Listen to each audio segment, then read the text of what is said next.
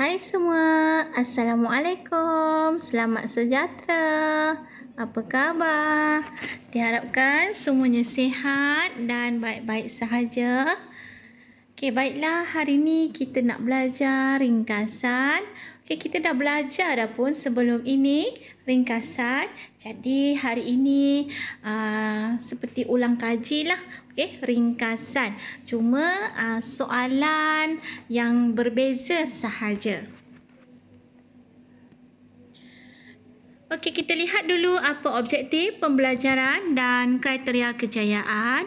Okey, objektif kamu akan dapat menulis isi-isi penting untuk menghasilkan ringkasan dengan betul menggunakan ayat yang gramatis. Kriteria kejayaan, okay, yang pertama, membaca petikan dengan intonasi yang betul. Kedua, menyenaraikan isi-isi penting petikan. Ketiga, menulis ringkasan menggunakan ayat yang gramatis. Apa itu ringkasan? Okey, kita dah belajar dah sebelum ni ya. Okey, jadi kamu semua bolehlah ingat semula apa yang kita telah belajar. Okey, ringkasan ni ialah meringkaskan petikan dengan menekankan isi-isi penting berdasarkan kata kunci soalan. Okey, panduan menulis ringkasan. Okey, yang pertama, kamu kena baca petikan beberapa kali atau sekurang-kurangnya 2 kali. Kamu kena kenal pasti kata kunci dalam soalan. Contohnya seperti peranan, langkah-langkah, faktor-faktor, kesan, kebaikan dan sebagainya. Kemudian, kamu hendaklah kenal pasti isi penting dalam petikan dengan menggariskan isi-isi penting tersebut. Okay, garis isi penting yang kamu jumpa ataupun boleh guna highlighter pen tu.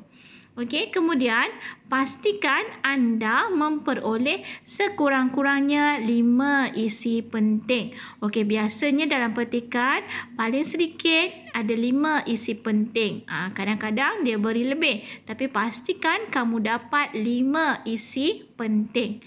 Okey, kemudian tulis ringkasan dalam satu perenggan. Okey, ayat hendaklah ringkas, tepat dan padat. Gunakan penanda wacana untuk menunjukkan kesinambungan antara isi dengan isi.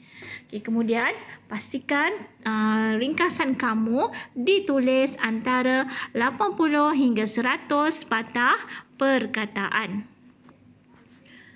Okey, apa langkah pertama yang kita nak buat? Okey, nak tulis ringkasan. Okey, membina ayat pertama. Okay, kamu lihat kat sini elemen 1, elemen 2, elemen 3. Okey, antara kata kunci tambah tema, kemudian ialah. Okay, sambungkan semua elemen tersebut dalam ayat yang lengkap. Okey, contohlah kamu dapat petikan. Okey, ke arahan soalan dia minta tulis ringkasan tentang usaha-usaha menangani kenaikan harga barangan. Okey, jadi kat sini, ayat pertama, antara usaha menangani kenaikan harga barangan ialah, apa? Maknanya kena cari dalam petikan lah. Kata kunci dia usaha, tema dia ialah kenaikan harga barangan. Kemudian langkah kedua, menulis isi penting. Baca petikan. Kenal pasti 5 atau 6 idea sokongan atau idea tersurat berdasarkan kata kunci soalan. Kena tengok kata kunci soalan tu dia nak apa. Kalau dia nak usaha, carilah usaha. Kalau dia kata peranan, carilah peranan. Kalau kata langkah, langkah. Jadi kamu kena kenal pasti apa kehendak soalan. Kena pasti dia punya kata kunci soalan. Kemudian sambungkan semua ayat tersebut dengan menggunakan penanda wacana dalam satu perenggan. Macam cikgu bagi tahu tadi, antara usaha menangani kenaikan harga barangan ialah, cari dia punya isi penting dalam petikan.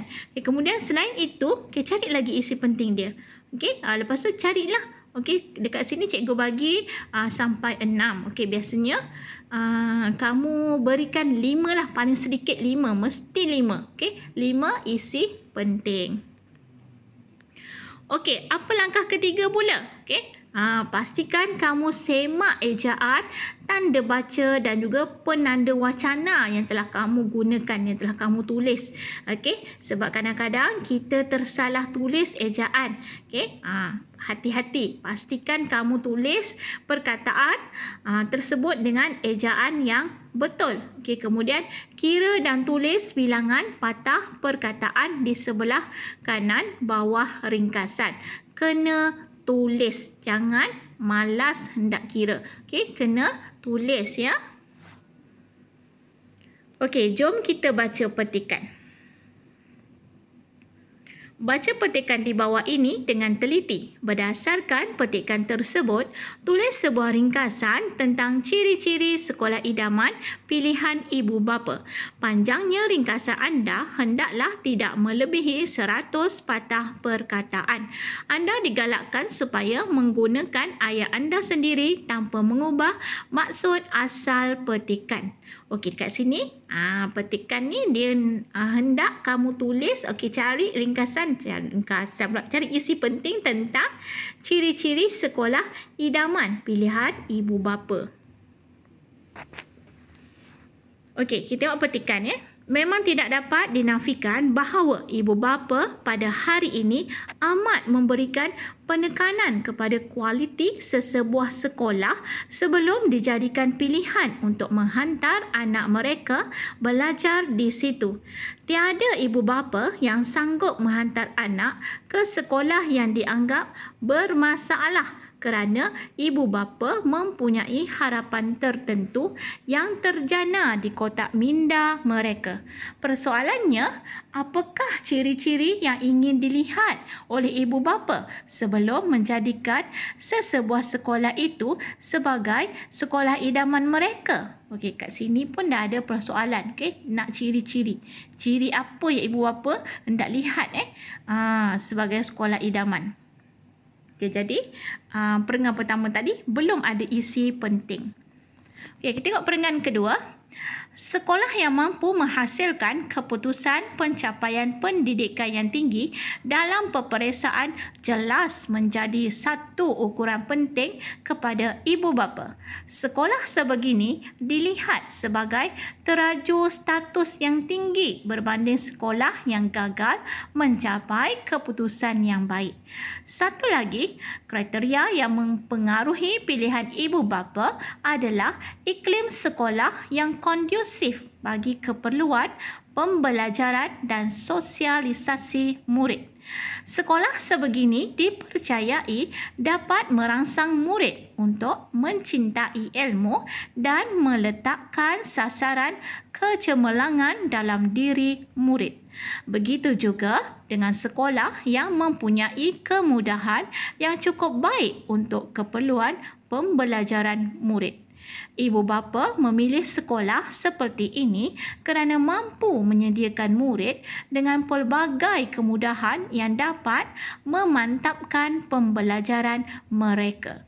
Okey, dalam perenggan kedua ini ada 3 isi. Seterusnya, kredibiliti guru yang tinggi juga menjadi satu ukuran penting yang dinilai oleh ibu bapa untuk memilih sekolah idaman mereka. Kredibiliti ini sering dikaitkan dengan pencapaian sekolah dalam peperiksaan utama serta cerita-cerita enak yang dibawa oleh anak dari sekolah berkaitan perkara-perkara yang berlaku di sana. Seterusnya, persekitaran sekolah yang selamat turut mempengaruhi pandangan ibu bapa terhadap sekolah idaman. Persekitaran dalam sekolah yang tiada unsur bunyi, pergeseran kaum, prejudis mahupun diskriminasi memberi ruang yang cukup baik dan selesa untuk interaksi dan sosialisasi dalam kalangan murid. Sesungguhnya, setiap ibu bapa inginkan anak mereka mendapat pendidikan di sekolah yang terbaik pada pandangan mereka. Sehubungan dengan itu, usaha berterusan pihak sekolah dalam mewujudkan sekolah cemerlang dalam mengambil kira pelbagai dimensi mampu memberi implikasi yang positif terhadap kecemerlangan pendidikan murid dan juga status sekolah.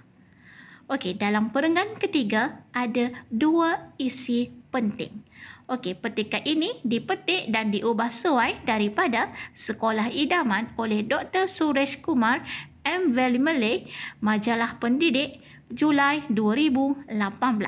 Okey, jadi macam mana nak tulis? Okey, ayat yang pertama, antara ciri sekolah idaman pilihan ibu bapa ialah, okey. Itu ayat yang pertama. Okey. Jadi kamu carilah mana isi penting dia. Okey, sebelum nak tulis ringkasan, okey, cikgu nak kamu cari dulu isi-isi penting yang ada dalam petikan tadi. Okey. Isi-isi penting ada dalam perenggan kedua dan perenggan ketiga. Okey, cikgu nak kamu keluarkan isi-isi penting tersebut dan tulis isi penting itu dahulu. Okey, kemudian barulah tulis ringkasan yang lengkap satu perenggan. Okey, dan kamu mulakan dengan antara ciri sekolah idaman pilihan ibu bapa ialah, okey, apa? Okey, hari ni cikgu nak bagi perkataan. Okey, perkataan apa itu? Okey, prejudis. Okey, kalau dalam petikan tadi kita ada jumpa perkataan prejudis. Okey, apa maksud prejudis? Okey, maksudnya rasa suka atau tidak suka yang tidak berasas, okey, terhadap sesuatu kaum, agama dan sebagainya. Okey, cikgu nak bagi sedikit pantun. Satu rangkap sahaja. Cerana kesumba indah melati, cantik tersemat dambaan putri. Ilmu ditimba sepenuh hati, kekuatan umat minda bistari. Okey, jadi itu sahaja untuk hari ini. Okey, terima kasih anak-anak. Okey, kalau tak faham, kamu boleh tanya cikgu. Okey, jangan malu, jangan segan. Okey, sebab malu bertanya, sesat jalan. Okey, jadi pastikan kamu bertanya bila tidak faham. Okey, dan jangan lupa siapkan tugasan yang diberikan. Okey, kita jumpa lagi di kelas akan datang. Jaga diri. Bye.